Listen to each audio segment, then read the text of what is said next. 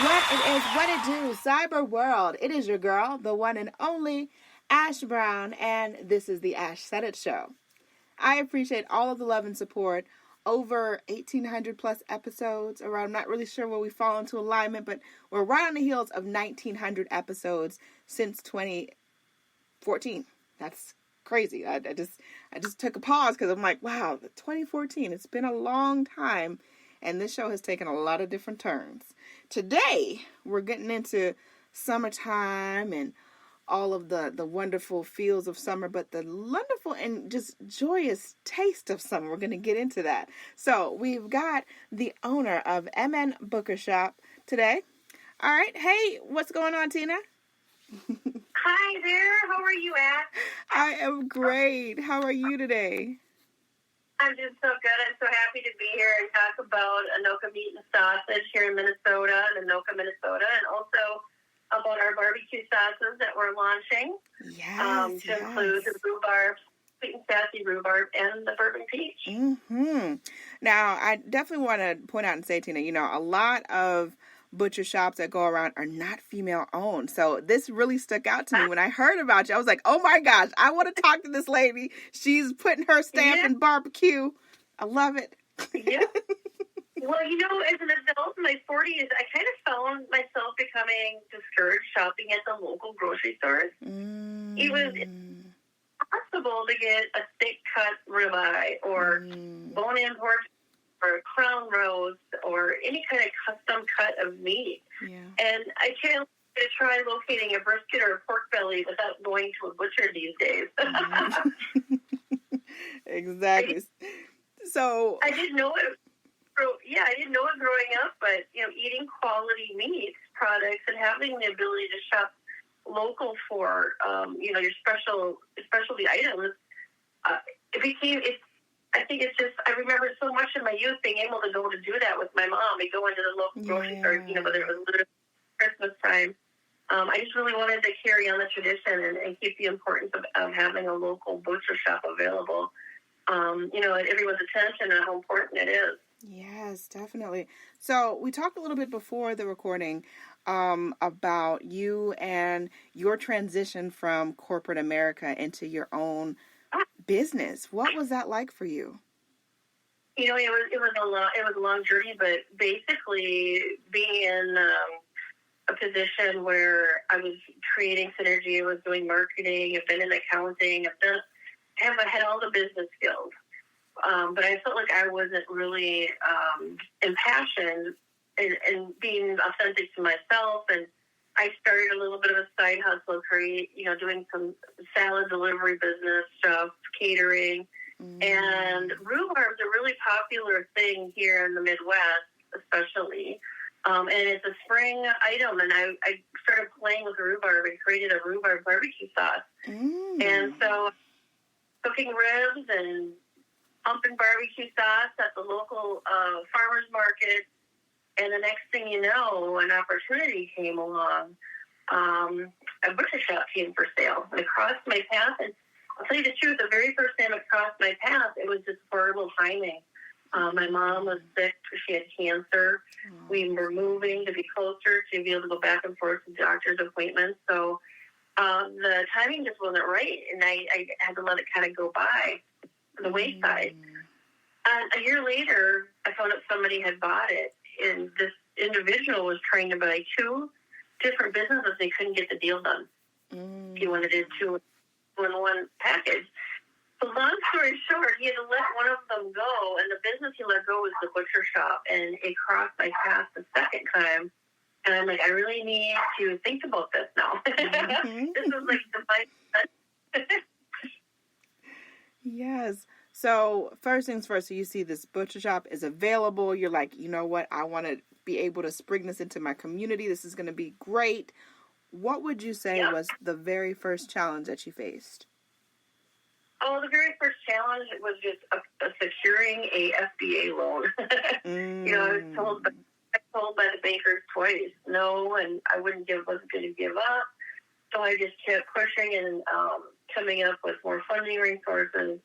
And eventually it took a period of about October through March 31st to really get this done. Wow. And then it was, the hard part of coming into a male-dominated field. And it's truly that if it's what you want, you believe in yourself, and you know that you can, get to know the industry, really focus on it. If it's what you want to do, you're going to do it, be successful at it. Yes. But there were some, some hurdles with perception. Like, what is owning a butcher shop? I was not a trained butcher, but I did know a financial statement, and I know how to manage people.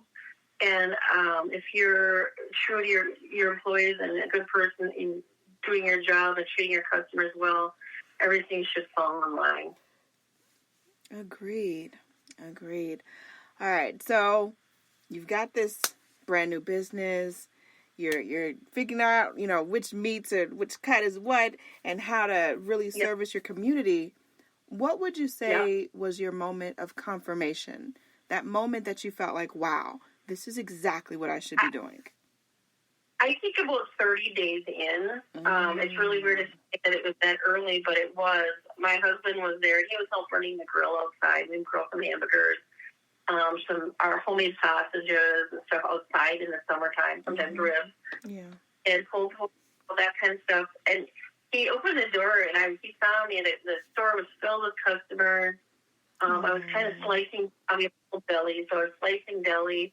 And he said he just stopped and smiled. And I was tears in my eyes. It was like you knew this is what you were meant to do, and this is what you wanted.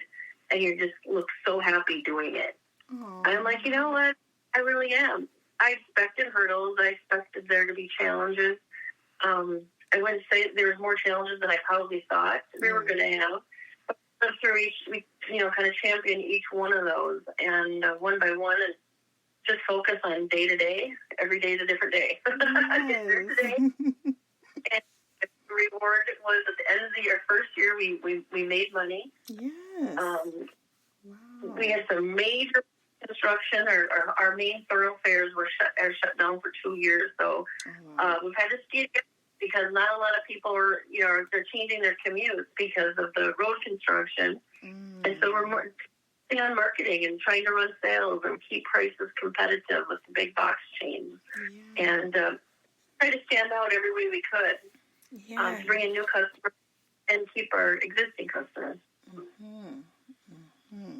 From there, one last thing about that, though, that launched into a TV show where I've been cooking on TV on a local show called Twin Cities Live. And I've done 10 episodes with them now. And that's really been a popular show. So we've had a lot of customers come in now to meet me and to say, oh, we want to meet Teena Anderson. And look at you. Butcher, TV star. All right. I see you, Teena. So, just try to apply the simple rules in life, and that's treat others how you want to be treated. And I really don't feel like I need to gain the acceptance of anyone. Right. But just to on a quality, consistent product and create a happy environment to work at. Yeah. That's definitely a plus. Definitely a plus for it. Now, you guys have some barbecue sauces that recently launched. Yeah. Congratulations. Thank you. So, what was the inspiration behind these sauces? Well, it's really weird in our house. My husband and I both like to cook, but I think I like to cook a lot more. And I'm Scandinavian, so I grew up immersed in our cultural and local traditions. We'll just call it. I make laksa and rhubarb. Such a central part of our diet in the summertime. Everybody likes rhubarb upside down cake, strawberry rhubarb pies, and all this. Rhubarb coming out of my ears from my mom and dad's house and a pasture in my backyard. But when you want to cook a lot, it's one of those small patches isn't enough. So I found myself getting rhubarb from family members, friends, anybody, people who rhubarb. And and have them over and make watermelon salsa and all kinds of things. And we would cook and eat, and I'd keep trying these barbecue recipes out for sauce. And eventually I said, I think I have something here. And that's when the farmers market, we did a go at the farmers market. My girlfriends helped me on weekends. Yeah. My granddad on weekends. So my husband was there helping. So then when I bought the butcher shop, we're now launching them in store. So we've gone from, I wouldn't call it farm to table, but backyard to table. to now carrying it in the store. Wow. That is so cool. So how many varieties of barbecue sauce do you guys have? Well, right now we're just carrying the sweet and sassy rhubarb barbecue sauce and BBQ bourbon. I do have a winter kind of a horseradish sauce. I haven't launched in store yet. And then I also have like a mango habanero. Oh, yeah, mango. But those are all to come. Sounds good. Sounds like. You upset? No, I said no. I absolutely. I mean, I love mango. Anything with mango.